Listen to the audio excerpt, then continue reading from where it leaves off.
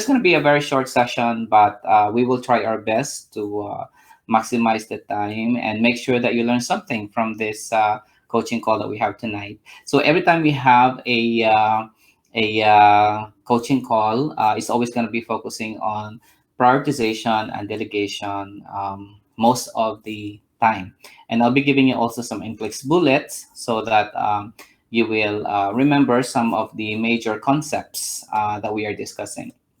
So for this Facebook live virtual coaching call for all the enrolled members of Matus Nursing Review Online NCLEX Academy, I encourage you all to participate, give your comments in the comment section, and then also you can give the rationale as well.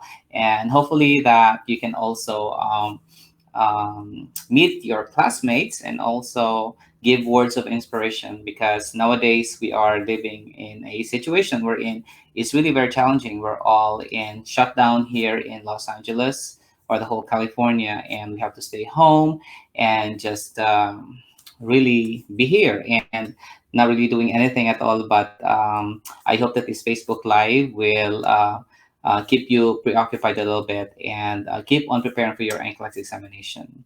So before we proceed, I'm going to give you now the next part of our discussion. That's going to be our NCLEX bullets, okay? All right, so for our NCLEX bullets tonight, we have 5 items that I have prepared, and I expect that all of you will be answering this, okay? So we have the focus for tonight is going to be on infection control and prevention. So it's just really going to be very short, but if you do have any questions, you can put that in the comment section because I'm reading them actually.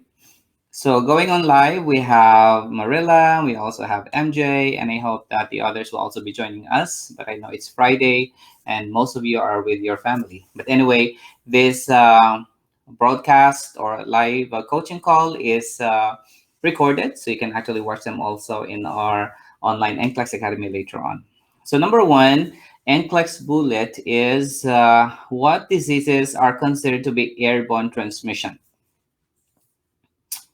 Can you put in the comment section what are examples of airborne transmission precaution conditions? The reason why I put it here is because in the NCLEX, if you know the airborne transmission diseases, then you will also be able to remember what are the droplet precautions, because there's actually only 4 main airborne transmission precaution conditions. And what are those?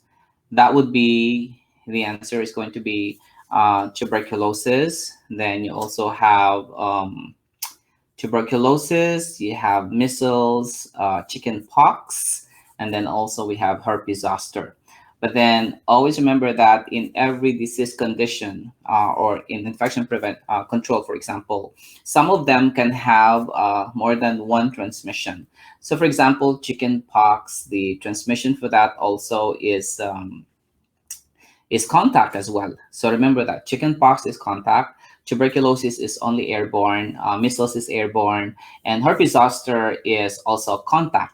Okay, but also herpes zoster can also be airborne for some conditions or for some situations. So for example, the guideline by the CDC or Centers for Disease Control and Prevention is that your herpes zoster becomes airborne plus contact whenever the infection is disseminated or at the same time the infection is localized but in an immunosuppressed patient. So you have to remember that in the NCLEX, because when you're looking at the situation, you want to make sure that if it is herpes zoster, you want to find out, is it localized or is it disseminated, or does it involve a client or a patient who is immunosuppressed, like a client, for example, with HIV and AIDS, for example, in the advanced stage. So another one, number 2, is what is the precaution for respiratory syncytial virus disease or RSV? So can anybody tell me what is the precaution for respiratory syncytial virus disease? Okay. Very good. So we have one Facebook user. Okay, who is this person? Can you put your name? Okay, so the answer is measles, chickenpox, TB, and varicella. So, You can put your name also so that I could see that. Also, herpes zoster, somebody answered that as well. Okay. Then we also have contact. Yes, contact. Okay. Um, so contact for RSV.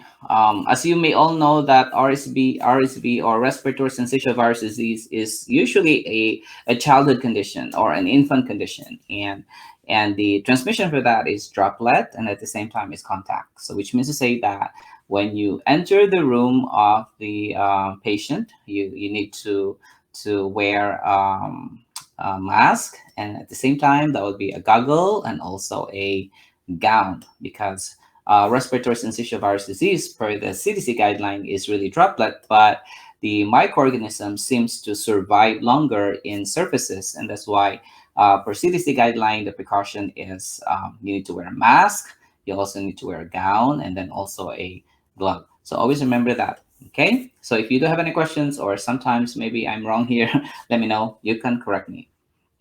So anybody had an answer on that one? So somebody answered contact. Okay, so now let's go to what is the sequence for donning the PPE or personal protective equipment. So what are your personal protective equipment, everyone?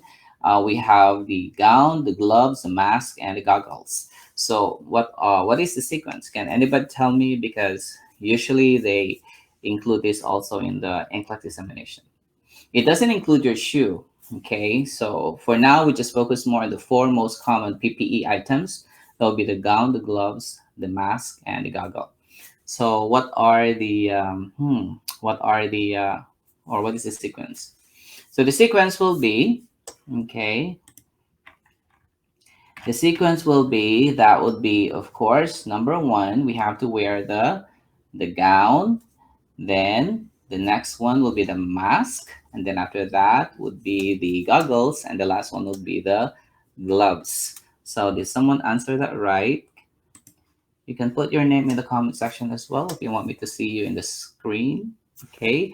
So gown, mask, goggles, and gloves. You can say, hey, this is MJ or Marilla.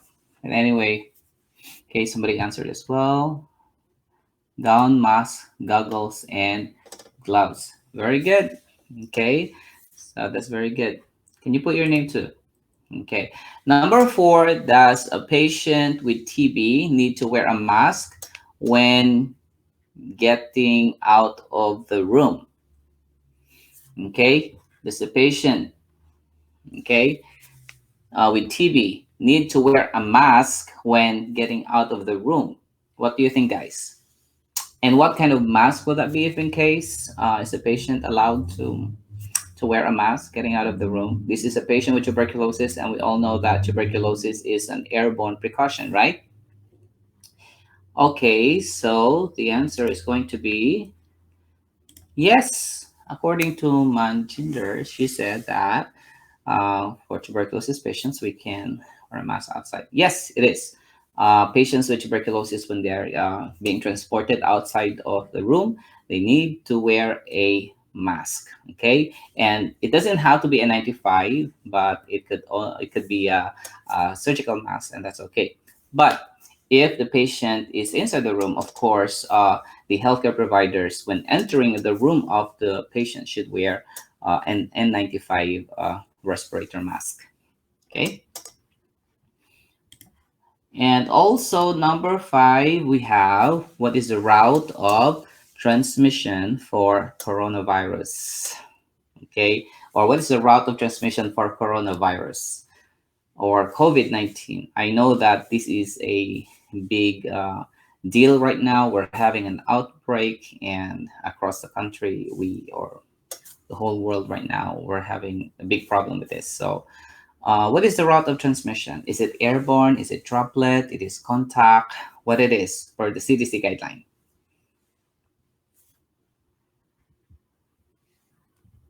Okay, droplet for some. Okay, somebody said droplet.